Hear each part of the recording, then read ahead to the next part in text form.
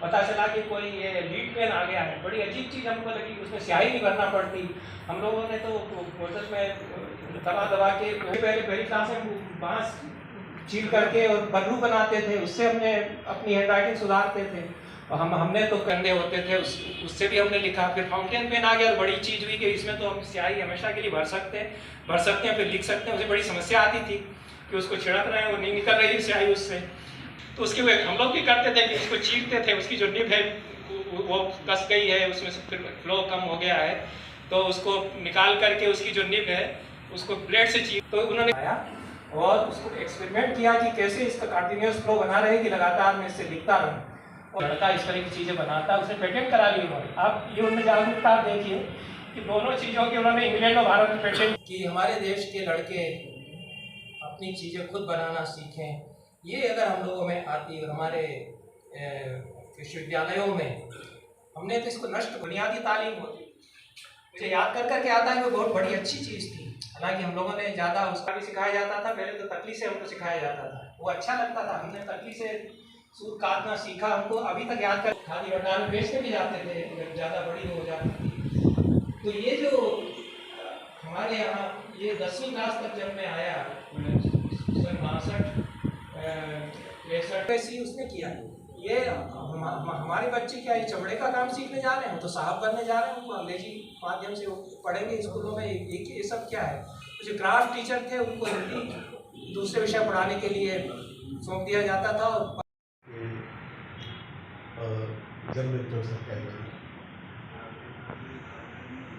और वहाँ पर उन्होंने कहा,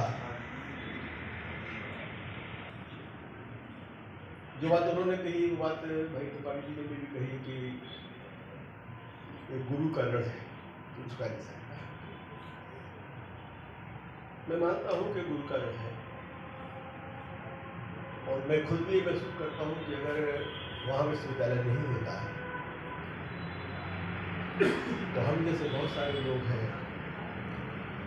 जो खेतीहर परिवारों से आए, जो गाँव से किसान परिवार से आए, शायद उनको शिक्षा का अवसर नहीं मिला, शिक्षा प्राप्त नहीं कर पाए। क्योंकि इस काल में बाहर जाके पढ़ना, बाहर जाके रहना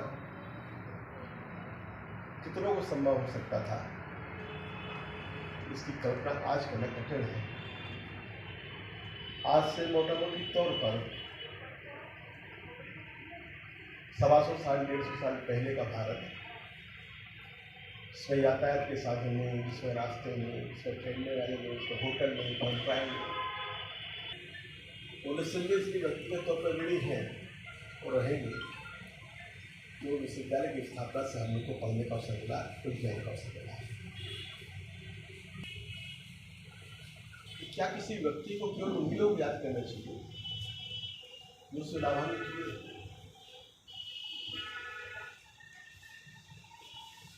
और अगर एक व्यक्ति हो जाए देश में कि जो व्यक्ति लाभान्वित होंगे उससे लोग याद करेंगे, तो मुझे लगता है कि फिर आने वाले कुछ साल के बाद में हरी सिंह पूजा नहीं करेगा। उस जमाने के विश्वविद्यालय के बड़े हुए लोग हैं, उनमें से काफी लोग दुनिया से चले गए होंगे। 1946 में विश्वविद्यालय बना था, आज मोटा मोटी तौर पर 80 साल होने के लिए आ रहे हैं। फिर बहुत सारे प्राइवेट विश्वविद्यालय खुल गए हैं, सर्व विश्वविद्यालय खुल गए हैं। जब सागर विश्वविद्यालय की स्थापना 1946 में हुई थी, तो आज के मध्य प्रदेश और छत्तीसगढ़ में एक भी विश्वविद्यालय नहीं था। आज आपने एक महान व्यक्ति के बारे में पूरी बात बताइए। आज स्वर्गीय राम सिंह तोमर जी के शताब्दी समारोह के अंतर्गत आयोजित समिति ने फैसला किया था कि देश में जितने भी ऐसे लोग हैं जिनके शिक्षा के क्षेत्र में अभूतपूर्व काम किए हैं, उनके लिए हम लोग इस प्रति में लाएँ, उनकी चर्चा करें।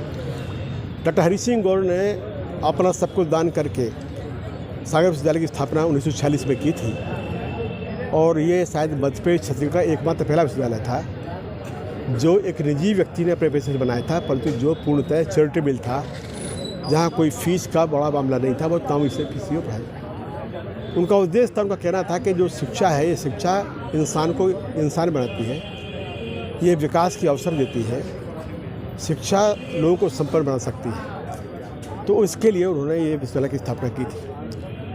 परंतु उनका जो योगदान शिक्षा के क्षेत्र में विश्वविद्यालय का है, इससे हटके भी उनके राष्ट्रीय जीवन के लिए बहुत महत्वपूर्ण योगदान है, जिनकी चर्चा अभी कम हो पाती है। तो हम लोग इसलिए चर्चा शुरू किया यहाँ पर कि उनके राष्ट्रीय सवालों पर योगदान हो गया। जैसे नंबर 1, शास्त्र या शस्त्र, तो उन्होंने कहा नहीं, शास्त्र चाहिए, शस्त्र नहीं।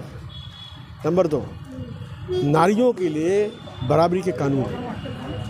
नंबर 3, जाति भेद को मिटाना और जाति भेदभाव को तोड़ने वाले कानून। नंबर 4, धर्म की एक नई व्याख्या देके नैतिकता के आधार पर ले जाना।